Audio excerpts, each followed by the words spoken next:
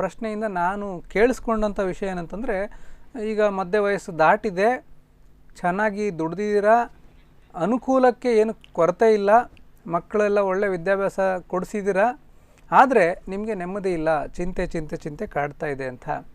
ಇಲ್ಲಿ ಏನಾಗ್ತದೆ ಅಂತಂದರೆ, ನಮಗೆ ಸಂತೋಷ ಯಾವ ವಿಚಾರಗಳು ಕೊಡ್ತದೆ, ನೆಮ್ಮದಿ ಯಾವ ವಿಚಾರಗಳು ಕೊಡ್ತದೆ, ನಾವು ಸ್ವಲ್ಪ ನಮ್ಮನ್ನು ನಾವು ಕೂತ್ಕೊಂಡು ಯೋಚನೆ ಮಾಡ್ಕೊಳ್ಬೇಕು. ಈಗ ಇಷ್ಟು ವರ್ಷ ಒಂದು ರೀತಿ ನನಗೇನು ಕಡಿಮೆ ಇಲ್ಲ ಅಂತ ಅಂದ್ಕೊಳ್ಳೋದೆಲ್ಲ ವಿಚಾರಗಳು ನಾವೇನು ಮಾಡ್ತೀವಿ ಅಂತಂದರೆ, ಒಂದು ರೀತಿಯ ಮಟೀರಿಯಲಿಸ್ಟಿಕ್ ಅರ್ನಿಂಗ್ಸು. ಅಂದರೆ ನಾನೊಂದು ಮನೆ ಮಾಡಿದೆ, ನಾನೊಂದು ಸೈಟ್ ಮಾಡಿದೆ, ನಾನು ಮಕ್ಕಳಿಗೆಲ್ಲ ಒಂದೊಂದು ಮನೆ ಮಾಡಿಕೊಟ್ಟೆ, ನನ್ನ ಹತ್ರ 2 ಕಾರ್ ಇದೆ, ಸೊ ನನಗೇನು ಕಡಿಮೆ ಇಲ್ಲ, ಸೊ ಜೀವನ ನಡೆಸಲಿಕ್ಕೆ ಹೊಟ್ಟೆಗೆ ಬಟ್ಟೆಗೆ ಕಡಿಮೆ ಇಲ್ಲ ಅನ್ನೋ ವಿಚಾರಗಳಿಗೆ ವಿ ಆರ್ ಪರ್ಫೆಕ್ಟ್. ಅದನ್ನು ಬಿಟ್ಟು ನನಗೆ ವೈಯಕ್ತಿಕವಾಗಿ ಏನು ಸಂತೋಷ ಕೊಡ್ತದೆ, ಆ್ಯಕ್ಚುಲಿ ನನ್ನ ಹತ್ರ ಹೋಂಡಾ ಸಿಟಿ ಕಾರ್ ಇದ್ದರೂ ಕೂಡ ನನಗೆ ನಿಧಾನಕ್ಕೆ ನಡ್ಕೊಂಡು ಹೋಗೋದು ಅಥವಾ ಸೈಕಲಲ್ಲಿ ಹೋಗೋದೇ ನನಗೆ ದೊಡ್ಡ ಖುಷಿ ಕೊಡುವಂಥದ್ದು ಇರ್ಬೋದು.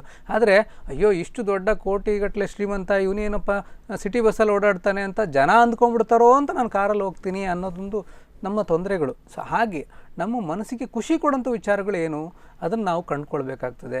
ಎಷ್ಟೋ ವಿಚಾರಗಳು ಇರ್ಬೋದು. ಉದಾಹರಣೆ, ನಿಮಗೆ ಹೋಗಿ ನಾಟಕಗಳು ನೋಡುವ ಹವ್ಯಾಸ ಇರ್ಬೋದು, ಅದಕ್ಕೆ ಸಮಯ ಮಾಡಿಕೊಳ್ಳಿ. ನಿಮಗೆ ಪುಸ್ತಕಗಳು ಅಥವಾ ಧಾರ್ಮಿಕ ಚಟುವಟಿಕೆಗಳಲ್ಲಿ ತೊಡಗಿಸ್ಕೊಳ್ಳುವ ಹವ್ಯಾಸ ಇದ್ದರೆ ಅದರಲ್ಲಿ ನೀವು ತೊಡಗಿಸ್ಕೊಳ್ಬೋದು.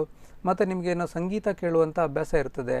ನಮ್ಮ ಉಡುಪಿ, ಮಂಗಳೂರು, ದಕ್ಷಿಣ ಕನ್ನಡ ಏರಿಯಾದಲ್ಲಂತೂ ಸಾಕಷ್ಟು ಸಾಂಸ್ಕೃತಿಕ ಮತ್ತು ಧಾರ್ಮಿಕ ಚಟುವಟಿಕೆಗಳಿಗೆ ಅವಕಾಶ ಇರ್ತದೆ.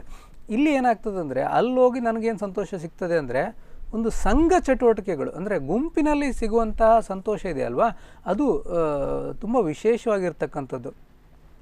ಮತ್ತು ಇನ್ನೊಂದು, ನಾವು ಇಷ್ಟು ದಿವಸ ಕೂಡಿ ಆಗ್ತಾಯಿದ್ವಿ, ಹಣ ಮಾಡ್ತಾಯಿದ್ವಿ, ಒಟ್ಟು ಮಾಡ್ತಾಯಿದ್ವಿ, ಮನೆ ಮಾಡ್ಕೊಳ್ತಾ ಇದ್ವಿ, ಆಸ್ತಿ ಮಾಡ್ಕೊಳ್ತಾ ಇದ್ವಿ, ಸೈಟ್ ಮಾಡ್ತಾಯಿದ್ವಿ. ಅದರಲ್ಲಿ ಇರೋ ಸಂತೋಷದ ಜೊತೆಗೆ ಒಂದು ಸ್ವಲ್ಪ ಕೊಡ್ತಾ ಹೋಗುವಂಥದ್ದು. ನನಗೆ ಇಷ್ಟೊಂದು ದುಡ್ಡಿದೆ, ನಾನು ಇಷ್ಟು ವರ್ಷ ಆಗಿದೆ, ಬಹುಶಃ ನಾನು ಎಷ್ಟು ಖರ್ಚು ಮಾಡಿದರೂ ನನಗೆ ತಿಂಗಳಿಗೆ 10-15 ಸಾವಿರ ಖರ್ಚು ಮಾಡ್ಬೋದು, ಬಟ್ ನಾನು ಒಟ್ಟು ಹಾಕಿರೋದು ನೋಡಿದರೆ ನನಗೆ ಇನ್ನೊಂದು 3 ಜನ್ಮ ಹೆತ್ತರೂ ಸಾಕಾಗಲಷ್ಟು ಒಟ್ಟು ಹಾಕಿದ್ದೀನಿ. ಅದನ್ನು ಇಟ್ಕೊಂಡು ನಾನು ಏನು ಮಾಡಲಿ, ಒಂದಷ್ಟು ತೆಗೆದುಕೊಡ್ತೇನೆ. ಉದಾಹರಣೆ, ನನ್ನ ಕಾರು ಪೆಟ್ರೋಲಿನ ಚಾರ್ಜು ಬಹುಶಃ ಒಂದು ಮನೆಯ ಒಂದು ಇಡೀ ತಿಂಗಳ ಖರ್ಚು ನಡೀತದಂದರೆ, ನಾನು ಈ ತಿಂಗಳು ಸ್ವಲ್ಪ ನನ್ನ ಓಡಾಟಗಳನ್ನು ಕಡಿಮೆ ಮಾಡಿ ನನ್ನ ಖರ್ಚಿಂದ 1,000-2,000 ಒಂದು ಬಡ ಕುಟುಂಬಕ್ಕೆ ಕೊಡ್ತೇನೆ. ನಾನು ಒಂದು ಯಾವುದಾದ್ರು ಬಡ ವಿದ್ಯಾರ್ಥಿಗೆ ನಾನು ಈ ವರ್ಷದ ಫೀಸನ್ನು ಸಪೋರ್ಟ್ ಮಾಡ್ತೇನೆ. ನಾನು ಒಂದು ಸಣ್ಣ ಉದಾಹರಣೆ ಹೇಳ್ತೀನಿ. ಈ ವಿದ್ಯಾಪೋಷಕ್ ಅಂತ ಒಂದು ಸಂಸ್ಥೆ, ಯಕ್ಷಕಲಾ ರಂಗದವರ ಸಹಾಯದಿಂದ, ಪೇಜಾವರ ಮಟ್ಟದ ಸಹಾಯದಿಂದ ವಿದ್ಯಾಪೋಷಕ್ ಅಂತ ಒಂದು ಸಂಸ್ಥೆ ಈ ಬಡ ವಿದ್ಯಾರ್ಥಿಗಳಿಗೆ ದಾನಿಗಳನ್ನು ಹುಡುಕಿ ಅವ್ರನ್ನ ಎಜುಕೇಷನ್ನ ಸಪೋರ್ಟ್ ಮಾಡ್ತಾರೆ.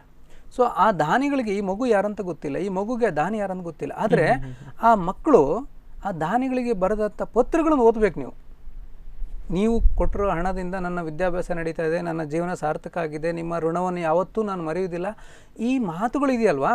ನೀವು ಕೊಟ್ಟಿರೋದು ಸ್ವಾಮಿ 5,000-10,000 ನಿಮಗೆ ಏನೂ ಅಲ್ಲ, ಆದರೆ ಅದು ಒಂದು ವಿದ್ಯಾರ್ಥಿಯ ಜೀವನವನ್ನು ರೂಪಿಸ್ಬಿಡ್ತದೆ ಅಂತಂದರೆ ನಾವು ಯಾಕೆ ಮಾಡಬಾರ್ದು ಅನಿಸುತ್ತೆ. ಆ ವಿದ್ಯಾರ್ಥಿಗಳು ಬರೆದಿರೋ ಪತ್ರಗಳು ನೋಡಿಬಿಟ್ರೆ ನಮ್ಗೆ ಈ ಕ್ಷಣಕ್ಕೆ ನಾನು ಒಂದು 10 ಮಕ್ಕಳಿಗಾದರೂ ನಾನು ವಿದ್ಯಾದಾನ ಕೊಡ್ತೀನಿ ಅಂತ ಅನ್ನೋ ಮನಸ್ಸು ಬಂದುಬಿಡುತ್ತೆ.